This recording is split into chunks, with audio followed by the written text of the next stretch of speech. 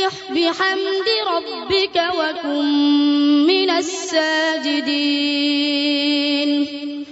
واعبد ربك حتى يأتيك اليقين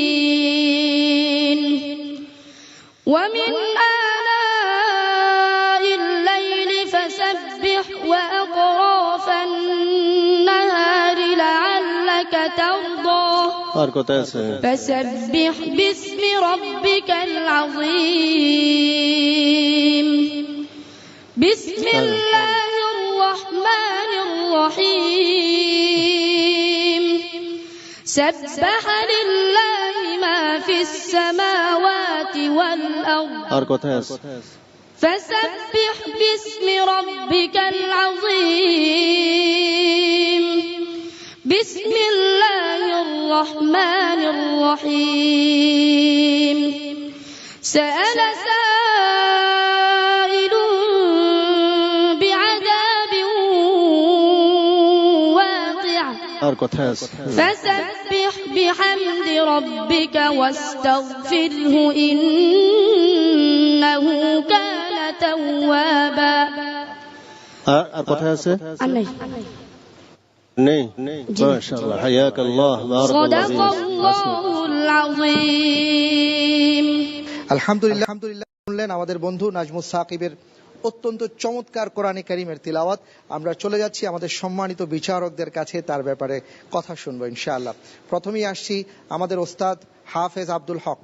জি আলহামদুলিল্লাহ, নাজমুস সাকিব কিভাবে সে তার প্রতিভার বিকাশ ঘটাইয়াছেন আমরা সমস্ত দর্শক মন্ডলী দেখতে পাচ্ছি। আলহামদুলিল্লাহ, আমাদেরকে একটু অনুশোচনা হয় না যে আমাদের ছেলেদেরকে আমরা এইভাবে আল্লাহর কোরআনের শিক্ষা করাই, শিক্ষা তালিম দান দেই, এরকম ভাবে তালিম করাই, তাদেরকে কোরআনের হাফেজ বানাই, আলিম বানাই।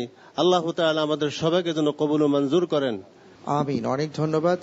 আমি এবার আমাদের সম্মানিত বিশেষ অতিথিদের কাছে যাচ্ছি। প্রিয় দর্শক, প্রথমেই আসছি মোহতারাম আলহাজ সুফি মিজানুর রহমান। এই জমিনের মধ্যে যতদিন কোরআনুল কারীমের জিকির থাকবে ততদিন আল্লাহ আমাদেরকে আযাব থেকে, গজব থেকে পানা দিবেন। এই ছোট্ট মনিরা হৃদয়ের গভীরে যেভাবে কোরআনুল কারীমকে আত্মস্থ করেছে, তাদের দোয়ার বরকতে, তাদের খেদমতের বরকতে আমরা সুখ শান্তিতে আছি। আল্লাহর কাছে ফরিয়াদ করি তাদের এই কোরআনের আলো যেন সারা বিশ্বকে আলোকিত করতে পারে। আল্লাহ আপনি দয়া করুন। অনেক ধন্যবাদ। জনাব শাকিব খান, আপনার কাছে আসছি। এদের সম্পর্কে আলোচনা, আসলে আমার অত দুঃসাহস নেই এদের সম্পর্কে আলোচনা করার। এরাই এক একজন এক একটা প্রতিভার ভান্ডার মনে হচ্ছে আমার কাছে। ধন্যবাদ সবাইকে। অনেক অনেক ধন্যবাদ। এবার আসছি জনাব আতিকুল ইসলাম, আপনার কাছে। তুমি খুব সুন্দর পড়েছো। আল্লাহ তাআলা যাকেই পছন্দ করেন তাকেই কোরআনে হাফেজ তৈরি করেন। এটি একটা আল্লাহর বিশেষ নিয়ামত। পিএইচপি গ্রুপের চেয়ারম্যান সাহেব, পিএইচপি ইস্পাত গ্রুপের চেয়ারম্যান সাহেব এখানে আছেন।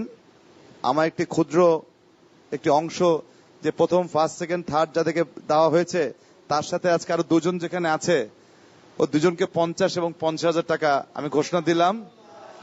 এরাও এর সাথে অ্যাড হবে। এটা আমি এক্সট্রা, এটা আসলে কোনো কিছুই না, আসলে বিবেকের তাড়নায় নিজেকে অনেক খাটো মনে হয় যে আমরা কোথায়, আর আমাদের হাফেজ ছোট ছোট ভাই যারা যারা আছে ক্ষুদ্র, এরা কোথায়। আলহামদুলিল্লাহ, আমরা মনে করি